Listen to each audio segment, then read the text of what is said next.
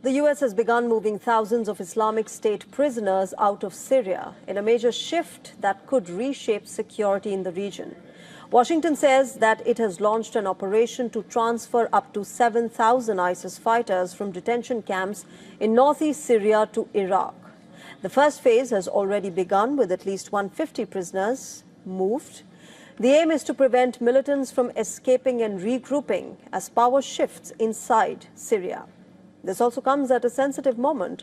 After years of working closely with Kurdish forces, the U.S. is now backing Syria's new Islamist-led government, which is trying to reassert control after more than a decade of civil war. As part of that transition, Syrian government forces have entered key detention centers, including the massive Al-Hol camp, after Kurdish-led forces withdrew from there.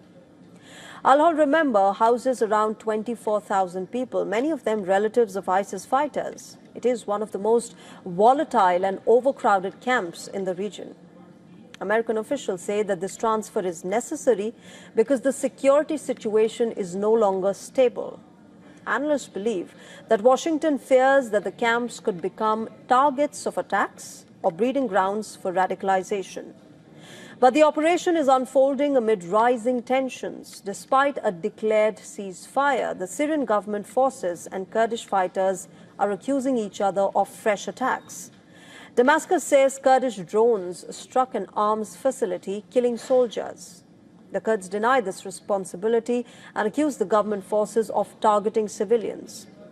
Meanwhile, families inside the camp say that they are caught in the middle. Many deny any link to the ISIS and say that they have lived in legal limbo for years now, with little hope of release.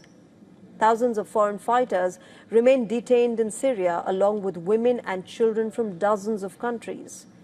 Many governments have refused to take their citizens back. And now responsibility is shifting to Iraq, a country that has its own history of battling ISIS insurgency.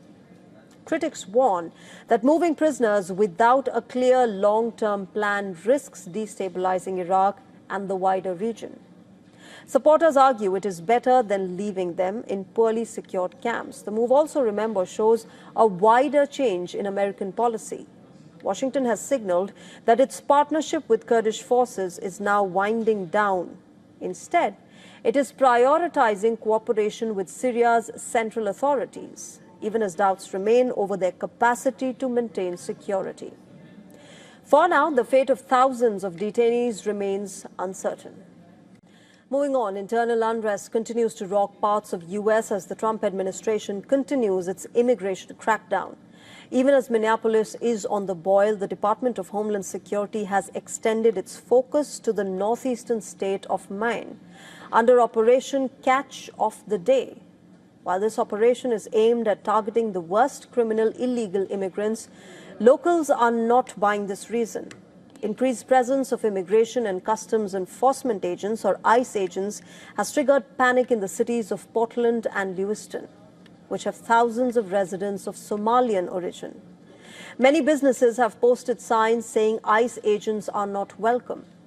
Portland Mayor Mark Dyan voiced concern over this, the tactics used by ICE to intimidate communities.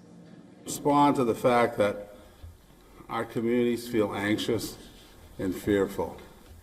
They see this action as unpredictable and a threat to their families. While we respect the law, we challenge the need for a paramilitary approach to the enforcement of federal statutes. Meanwhile, protesters in Minneapolis suffered a legal setback. A U.S. appeals court lifted a lower court's order which restrained federal officers from arresting or tear-gassing peaceful protesters. The protests erupted after 37-year-old Renee Nicole Good was shot dead by an ICE officer, Jonathan Ross, on the 7th of January this year. Legal experts have also raised concern over a new memo of ICE whereby people can be arrested from their homes without a judicial warrant. There was further outrage as ICE agents reportedly used a 5-year-old Minnesota boy, Liam Ramos, as a bait to knock on the door of his house to apprehend his father. Later, they were both transferred to a detention facility in Texas. Now, despite all of this, Trump has continued to defend ICE. While addressing a White House briefing on the first anniversary of his second term as president, he observed that ICE can make mistakes sometimes while dealing with the rough people. Think of that. Remove tens of thousands of illegal alien gang members, drug dealers, murderers, child predators, human traffickers, fraudsters, and savage criminals. Why wouldn't you want them removed? The reason is because these are insurrectionists that are doing this work. And, you know, they're going to make mistakes sometimes. ICE is going to be too rough with somebody, or, you know, they're dealing with rough people. Amid all of this, demonstrators confronted Border Patrol Commander Greg Bovino when ICE vehicles stopped at a gas station in Minneapolis. When Bovino lauded the spate of immigration-related arrests, protesters raised a commotion. 2 days earlier, remember, a wave of protests had broken out outside multiple cities, including Washington, D.C., opposing the ICE raids. With banners like "Stop ICE Terror" on display, it is now apparent that any let-up in tensions is unlikely anytime soon. Is a new phase opening up in America's tensed history with Cuba? We ask this because after the removal of Venezuelan President Nicolas Maduro, the Trump administration has now turned its full attention to Cuba, hoping that the communist government is weaker than it has ever been in nearly 70 years, and that it could fall even before this year ends. According to a report by the Wall Street Journal, American officials believe that Cuba's economy is on the edge of a collapse, with intelligence assessments describing empty shelves, medicine shortages, and rolling blackouts across the island. And the loss of Venezuelan support appears to have made the situation even worse, because for 2 decades, subsidized oil from Caracas kept Cuba's power plants running and its economy alive. And that lifeline is now under serious threat after the removal of Maduro. In fact, Trump has recently tightened the pressure on Havana. In a recent social media post, the president warned that no more oil or money would reach Cuba and urged its leaders to strike a deal before time runs out.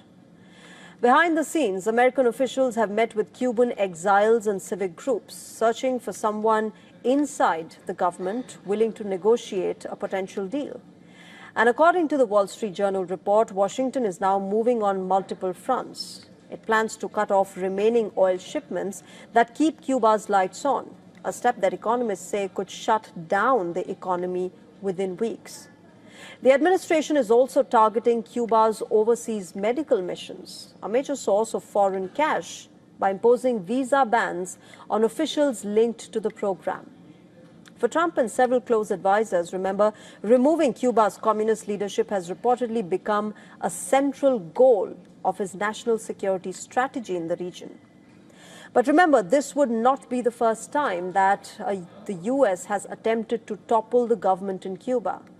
The Cuban regime survived the 1961 CIA-backed Bay of Pigs invasion, decades of embargoes, and repeated attempts to isolate it. And even now, the path is not so straightforward, because unlike Venezuela, Cuba has a very different political model. The country bans opposition parties, restricts civil society, and tightly controls dissent. So simply replacing leaders with others will not be a guaranteed solution. Cuban President Miguel Diaz-Canel denies any negotiations with Washington, saying only technical talks on migration continue. Last week, Havana had convened a key national defense committee to review readiness for war, a sign that the government is preparing for the worst. As pressure mounts and supplies dwindle, the questions arising are simple. Will Cuba's leaders cut a deal with the U.S.? Will they brace for another American confrontation, one that could reshape the Caribbean, or meet the same fate as the ones attempted before?